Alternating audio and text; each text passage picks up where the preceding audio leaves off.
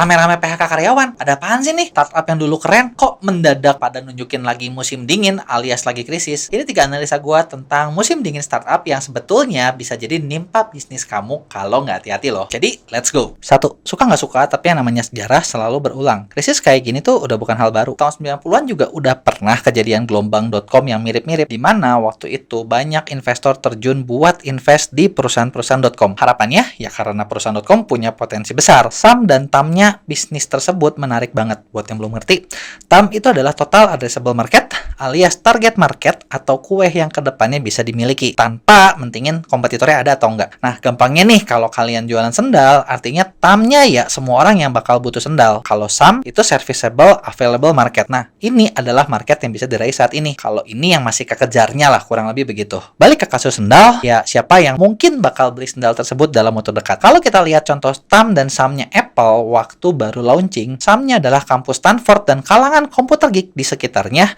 sedangkan TAM-nya adalah Amerika. Nah, kemudian Apple, SAM dan TAM-nya di tahun 2007 ketika mereka nge-launching Apple iPhone pertama kali. SAM-nya Amerika, TAM-nya adalah dunia. Yang bikin jadi masalah dan rugi adalah karena TAM-nya besar, semua orang berlomba-lomba secepat mungkin buat membesar dengan berbagai cara. Belum lagi yang namanya manusia kan serakah. Jadi banyaklah masuk investasi ke berbagai perusahaan.com, dan yang kejadian adalah yang bagus makin lama makin mahal dan jarang, sehingga yang setengah bagus juga dapat dana investor. Dan ujung-ujungnya asal.com meskipun nggak jelas juga kebagian dana, dengan harapan kedepannya jadi lebih bagus dan menguntungkan. Karena yang jelek dan setengah bagus kebagian, mulai dong pecah gelombang.com, di mana banyak perusahaan nggak stabil dapat duit banyak, dan kira-kira ketebak nggak hasilnya kayak gimana? Ya udah tahu kan? Nah, itu kan kondisi dulu. Kalau sekarang gimana? Nah, sebetulnya kejadian dan kondisinya mirip, cuma bedanya dulu gelombang.com, sekarang gelombang startup aplikasi. Ya mirip-mirip kan? Semua orang yang dapat aplikasi dapat dana investor, terus karena dapat duitnya gampang, mereka ngeluarin duit super royal, dan rencana bisnisnya juga kadang banyak yang nggak jelas, dan jadilah bubble ini terjadi. Di Amerika sendiri saat ini masih ada fenomena zombie startup, yaitu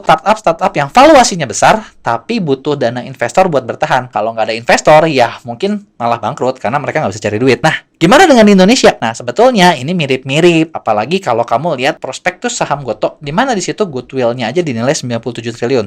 Mahal banget ya buat cuman sekedar keinginan baik. Nah, alasan kedua, pemicu musim dingin ini juga sebetulnya kelihatan banget adalah bisnis plan yang lama banget dalam ngasilin uang. Kalau diperhatiin, semua startup itu mulai strategi pemasaran dengan cara yang mirip, dan itu boros, yaitu gencar promosi, bahkan kadang ngasih promosi yang nggak masuk akal. Cuma install doang, dapat free ongkir. Pakai aplikasi ini, diskon 50.000, belinya lewat ini, cashback 100.000, dan lain sebagainya. Nah, nggak masalah sih sebetulnya dengan promo. Tapi kalau promonya terus-menerus dan bakar duit terus, ya kapan cari duitnya? Belum lagi, masa promo ini juga biasanya nggak berhenti-berhenti, karena kompetitornya pada ikutan. Akhirnya, perang tarif deh dan promo. Udah gitu, ketika promo dicabut, marketnya juga cabut, nggak jadi beli, makanya minus terus.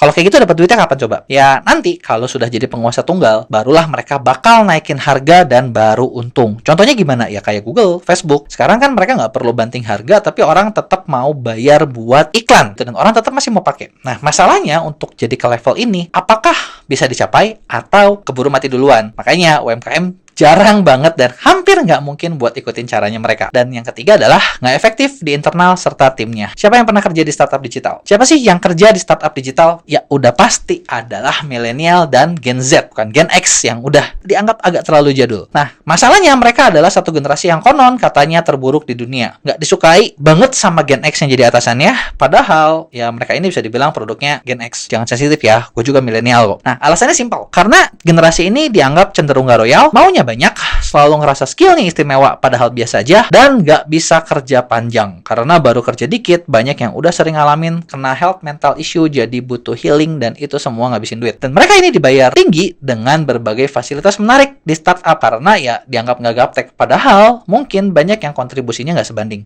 Belum lagi banyak pemimpinnya juga nggak bisa mengarahkan timnya supaya bisa kerja optimal. Jadi insight apa nih yang bisa diambil dari musim dinginnya para startup? Pertama adalah meskipun targetnya cukup besar, jangan terlalu nafsu buat all out buat dapetin semua. Tapi lebih gampang kalau kamu kuasain satu bagian kecil demi bagian kecil. Kalau nggak kebayang maksudnya gini, misalnya nih kamu jual sendal, targetnya bisa satu Indonesia, bahkan mungkin satu dunia. Nah, kalau misalnya mau langsung satu dunia kan budget promosinya mahal banget ya, satu Indonesia juga mahal banget. Nah, kenapa nggak fokus dari satu RT mungkin ke RT lain? Tujuannya supaya orang tahu dulu, sering lihat, dan nanti ketika kamu dapat untung, itu pakai buat ekspansi lebih besar lagi, lebih besar lagi.